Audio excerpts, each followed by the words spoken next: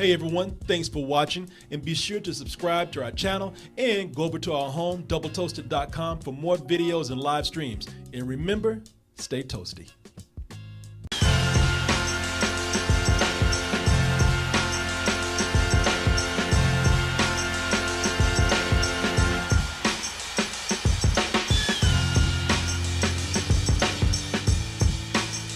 You know, how y'all doing today?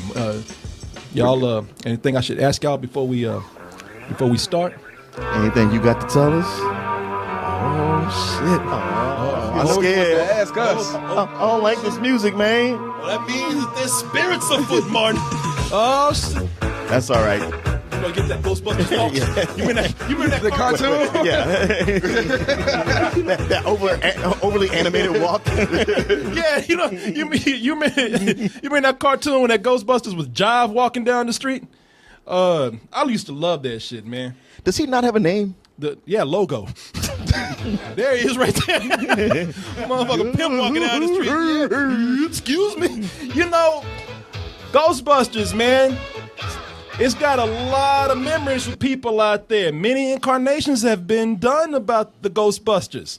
A lot of them. And most people haven't even complained about it. But once you put a little estrogen in there. Yeah, I don't like that. Once you put some female parts up in there, people go off. They get raw about it. As they said, one of the funniest lines in the movie to me, like, ain't no bitches gonna hunt no ghosts. That was the greatest line. I love it. So, there's been a whole controversy about this. Man, why y'all shoving feminism down my throat? Can't I just get my Ghostbusters the old-fashioned way with a big bowl of dick? That's pretty much what y'all saying. That's pretty much what y'all saying. Y'all don't, y'all love women until, they come in and do something kind of cool and y'all want a big old penis with it. Without latent homoerotic tones, I can't enjoy it as much. I can't stand it. Even if the movie's similar to what you have out there, you don't like it. And really, this Ghostbusters of 2016 is not too much different from what you had before. Not really, besides, vagina up in there. But other than that, it's not too different. You have here New York, where it was before. New York starts to experience a sudden and mysterious series of ghost sightings. And now here's where it veers off. You get only two women, Dr. Erin Gilbert and Dr. Abby Yates, played by, what's your girl's name? Melissa McCarthy and Kristen Wiig. Kristen Wiig and Melissa McCarthy, respectively.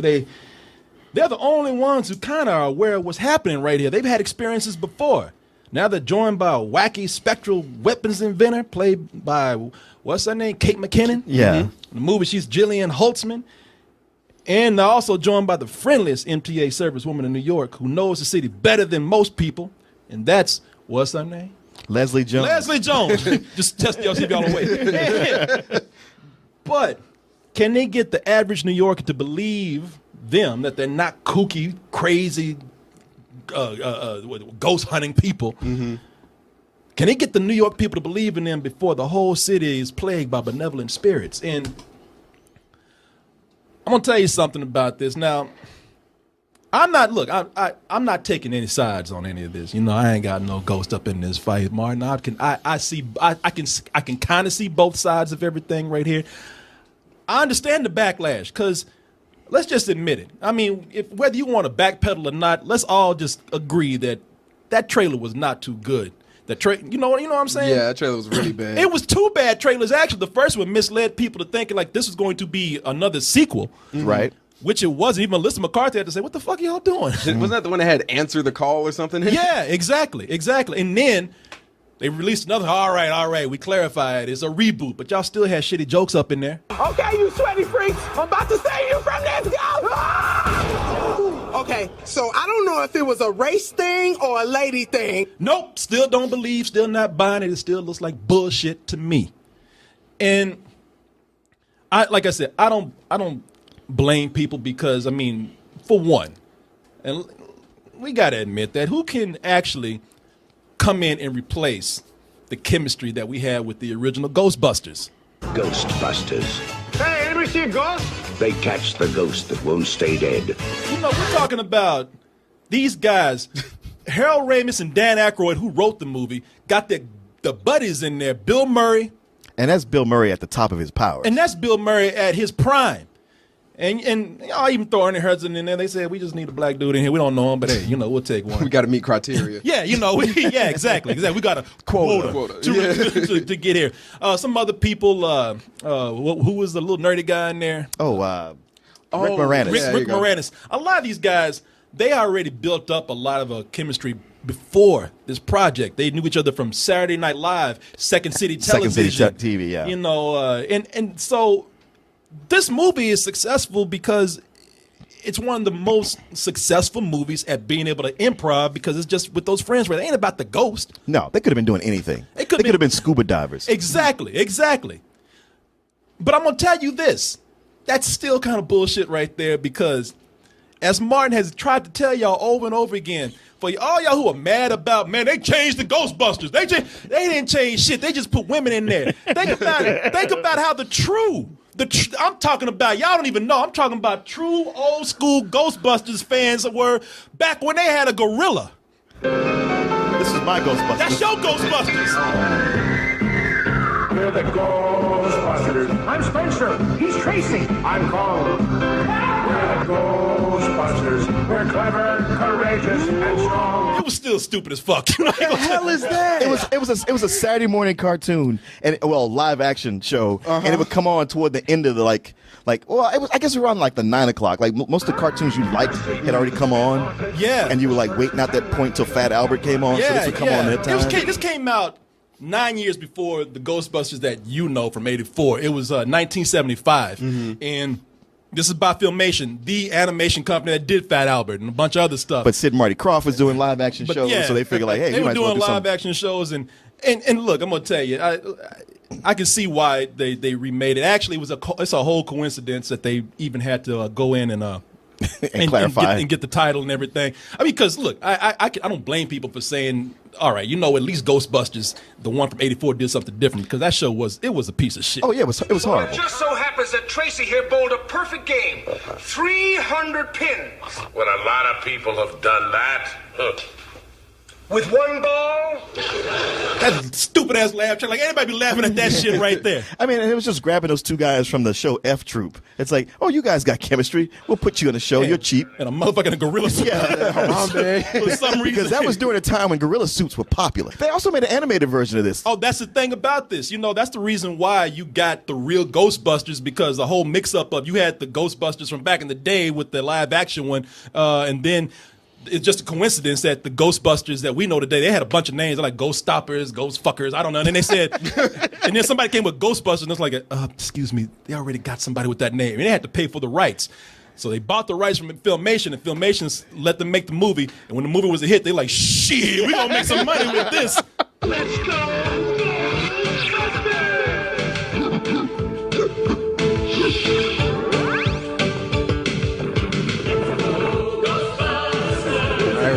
Also, an equally piece of shit right there. Oh, yeah. I knew it existed, but I never watched any of it. Oh, no, I watched that thinking it was the other one. I was like, oh, we're about to see some. Wow, they fucked me over. No, they got to do shit that they couldn't do in the live action one, but it was still a piece of shit. It was bad. It was really bad. Just a little bit of nostalgia for you folks out there. So here's y'all talking about, man, they changing my Ghostbusters. It wasn't your Ghostbusters. Martin been over here crying for months. He's like, well, where's my gorilla at? Martin. It wasn't named Tracy? Yeah. Where's Tracy? Yeah, when Leslie Jones showed up, I thought, oh, they're doing my Ghostbusters. Oh, no. Oh, come on. You were going to say it if I did. I was not ever going to say that, Martin. I was never going to say that shit. Excuse my racist friend on my self-hating black friend over here who can't tell the difference between a monkey suit and a lovely lady. But Martin's like, why'd you just throw it on? Martin's like, ain't that 2016 right there? Martin, you shame. You a shame, Martin. And you know what? In second thought, fuck Martin. Don't you give him that gorilla. And so I'm happy to come in and say that the movie was off to a very good start. I thought it was very funny when it began. I mean, one of the things that I like about this is that what chemistry we're talking about with Dan Aykroyd, Bill Murray, Harold Ramis, and even Ernie Hudson. This movie in the beginning felt like that. You had Kristen Wiig and Kate McKinnon, and especially Melissa McCarthy. Melissa McCarthy comes in, and she's pulled back. She's more of a den mother in this movie. Kristen Wiig, she's actually playing this, nerdy but not real goofy character. And what they're doing is because it's so kind of pulled back a little bit, it's concentrating on that relationship, that camaraderie between these Ghostbusters. Well, just like with the original Ghostbusters, because Kristen Wiig and Melissa McCarthy have worked together before, they have real chemistry. Like they're separated and they're angry at each other, and then they come together. Once they decide to work together, it's instantly the movie is just about them. Kate McKinnon, she's kind of in the way.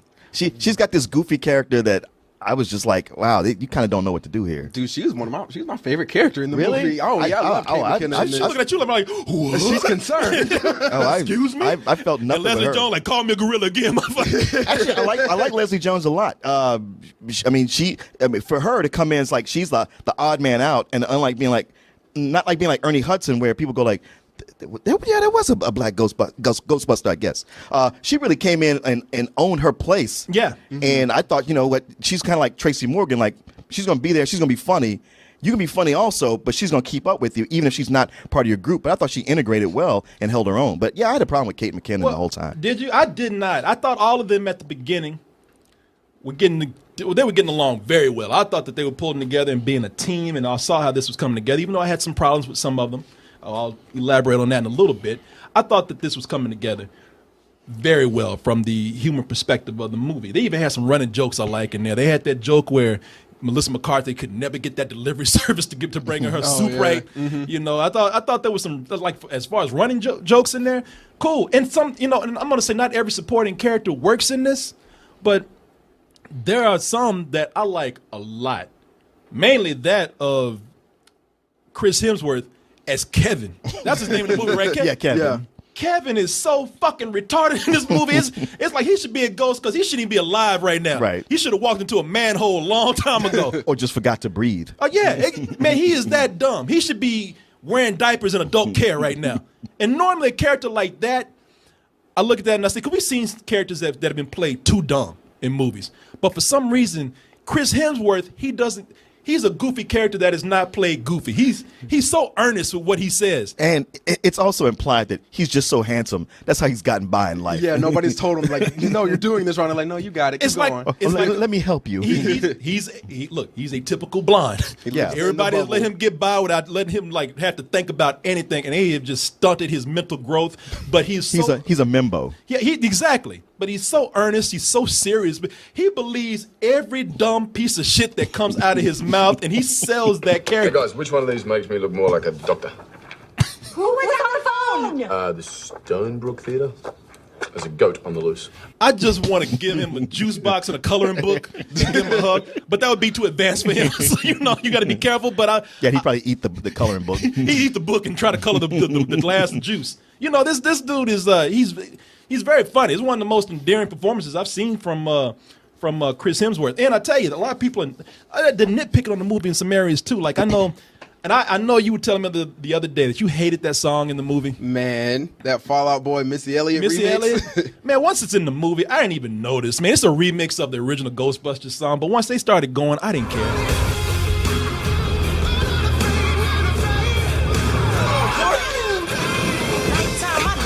Yeah, I didn't even notice it. I didn't even notice it. It's just like typical movie music. Yeah. Let's go. Let's go. Oh, did you want to? Sorry, I'll let you. Next time.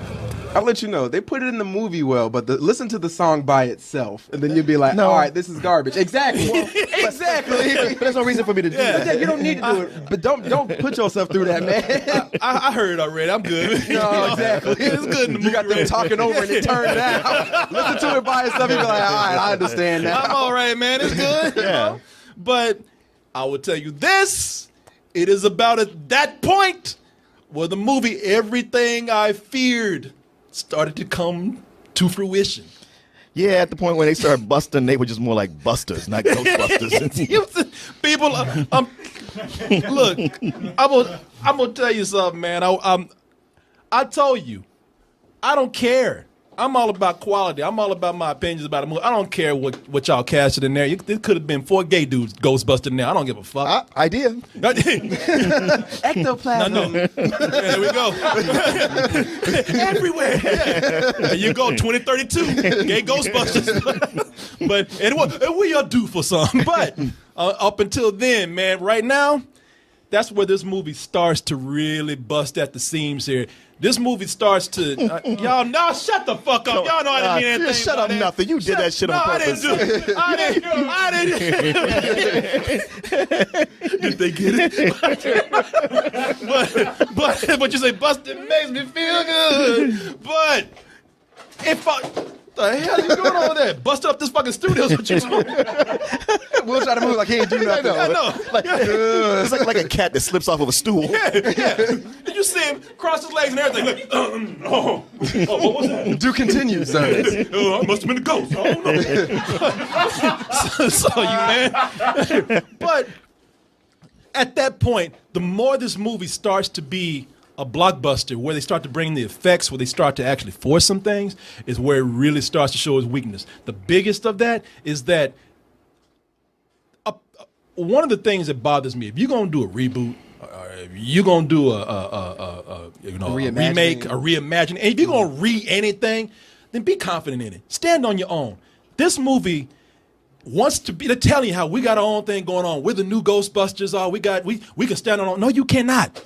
Because this movie spends so much time throwing back to the original. I mean, there's dialogue, there's jokes, there's cameos that are going on. This movie does not have the confidence to be its own thing.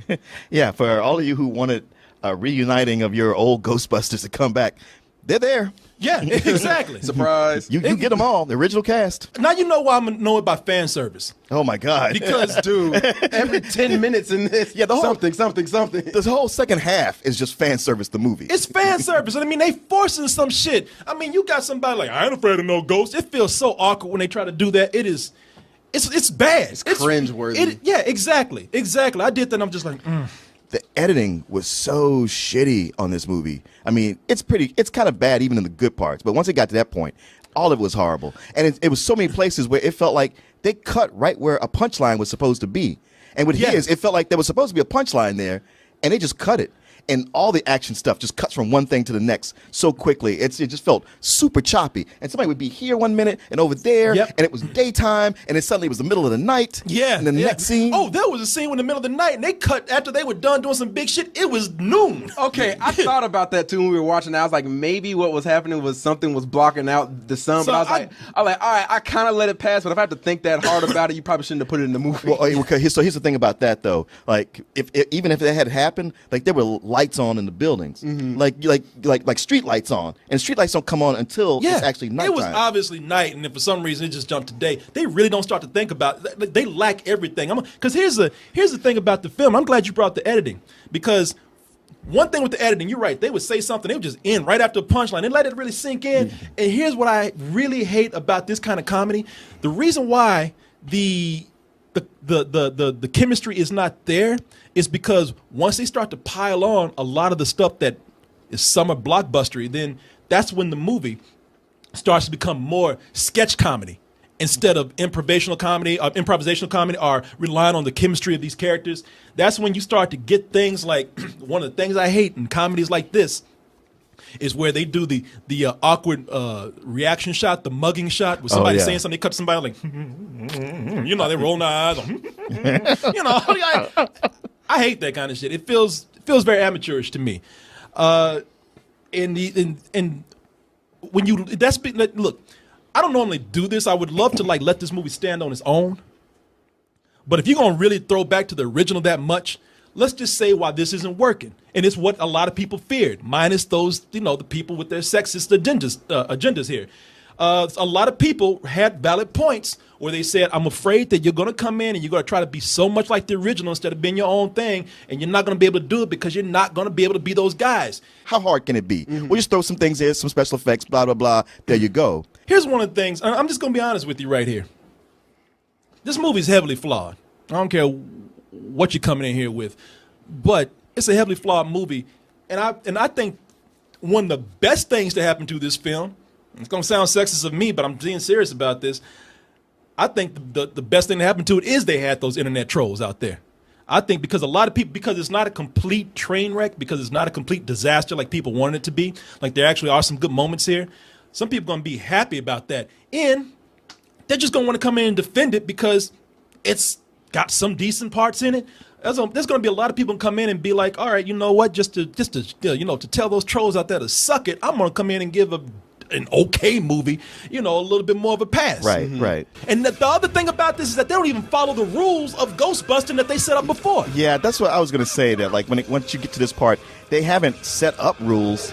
They haven't followed them, so there's no stakes. It's like, well, whatever we say we want to do, we'll just do. Yeah, they're actually killing ghosts, but I don't know how you kill a ghost. Yeah, they rope them and throw them, but they're not trapping them. Ground. Yeah, Like, how does this work? But they never brought in the trap doors to capture them. They just killed them mysteriously. Yeah, that was really weird. Like we like, we need to have this when we catch this ghost, but when we get to the end, he's like, we could just kind of hit them against each other and they'll just disintegrate. I'm like, I don't think you know your own rules. Yeah, they would just bowl them again. They would slam them to the ground and shit, and they just go up and puff the smoke. I think it's okay. I don't think, because a lot of people are trying to give it a pass who say, man, this time the ghost is really scary. No, the ghost is goofy as fuck. All right, come on. Let's stop. I think for kids it'd be scary, but not so scary they'll have like nightmares about it. Oh, it'll work. Trust me. And the other thing too with that scene right there, especially, is they show a scene in the movie where they're saying, "Hey, we're struggling for funding. Like we don't have all this stuff, but somehow y'all managed to make like multiple nuclear weapons in a manner like in a week." Yeah, and where are you getting the stuff to make nuclear grade weapons? Yeah, man? like the Taliban can't even get their hands on it, but you can just get it at a swap meet or some shit. Yeah, these chicks are goddamn terrorists, man. Yeah, basically. Shit, ISIS is calling in. Hey, you got fucking. Anyway. By the way, that's Taliban talk. Spider holes. Bye. But now I'm gonna be on the terrorist list for that shit. But Great. I think for those people who go in, the people that go see a blockbuster just to get out of the house, go see a movie, it's just like any other film out there that does that. At the same time, it retains the mediocrity of every other film that's like that. This is not too different. And you know what? And that's what I mean by, if you're consistent, if you're a moviegoer who's not had the same complaints that we've had, and you go see this and you're like, hey, I had a good time, so be it. But if you're a critic who's complained about the mediocrity of this kind of comedy and also how these blockbusters are, this is the same thing. And I don't think it should get no matter what kind of social statement you're going to make by saying giving us a pass, it shouldn't be given that for that. I think it's a rental. It's just an average rental. I've seen this movie over and over again, and by the way, I've seen it better when it was done in 1984. What was it called then? What's that? What was it called then?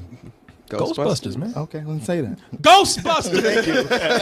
Mark's like, I can't hear. Louder. Ghostbusters. I think you're right, man. Mediocrity is the best way to describe this movie. Like the first 2/3 of it, I was like, yeah, like I'm riding. This is a solid matinee. I can get with this. Maybe it can get better or it can get worse. And it just flew off a cliff with the the last third of this movie, man. And I could agree with you 100%, dude. This is a rental, an average rental. Yeah. For everybody who was hoping to get a good Ghostbusters movie again, I guess you got to wait another 20 years or so, because this just wasn't it. It comes down to being just a rental. Yeah. You're gonna watch this, and if your expectations were low, you're gonna be the ones to probably benefit the most. But your expectations have to be real low. I mean, keep in mind, like especially with you say Leslie Jones. Like I was sitting next to two Rumberg chicks, and they were getting. So you were sitting next to Leslie Jones, basically. Like say every time she came, the devil. Like you see it in the trailer, she's like the devil is alive. It goes like, "Whoa, child, yeah, she's hilarious." Hey, you tell him. I was sitting next to her. I was like, "My God, kill me!" It's weird because it does have something for everybody. Like I'm not somebody who remembers the original Ghostbusters all that well, though, where you can remember stuff that you knew that was in the first one. So I was like, all right, I'm just watching somebody who doesn't know. But like, there's some people who are going to be like you, who love the old Ghostbusters and go like, nah, man, I've seen that before. Other people who loved it, who saw stuff from the old one, and they were clapping and cheering. Yeah. Slimer pops up. Oh, yeah. Oh, shit. Yeah. I've been waiting 20 years for this. You know, Martin, but I'm still working on. We gonna get you that gorilla, Martin. We could borrow from Julian with his monkey in the gun. You know it's bad when the Ghostbusters from 1975 looks more interesting than what we just saw. When a man in a gorilla suit looks way better than what we just saw. Maybe not. Oh, but wait till they do the live action version of that one. I would not. You gonna see, son? No, I will not. You know what though? You say I'm a huge Ghostbusters fan. I'm not. I really am not. Here's how nerdy I am. Back when people geeking out over Ghostbusters, I was geeking out over Gremlins. Yeah. When people going to see, when people going to see Ghostbusters over and over, I was going to see Gremlins. I saw Gremlins 4 or 5 times in the theater. You know, I did too. And I was that dude. And everybody's talking like, man, you mean I seen the Ghostbusters when they did that? Oh yeah. And I came hey, but what about Gremlins? Get your ass on that lame ass had to play with Furbies. Get out of here. Shut up. But no, I really do like Ghostbusters. I do love the film. I have a better appreciation for it years later, and I've seen it several times. But I can't claim to be a big fan like other people. Yeah. Unlike our man Will over here, our resident Buster. This fool tried to actually so he brought himself a proton pack. Look, and he thought he was gonna trick me into like invoicing that shit. No, it's for you, bitch. That's for your cosplay. I know, right? He's like, hey, if I bring it for the show, can I know? And then the day come with a Target bag. Yeah, I just what I'm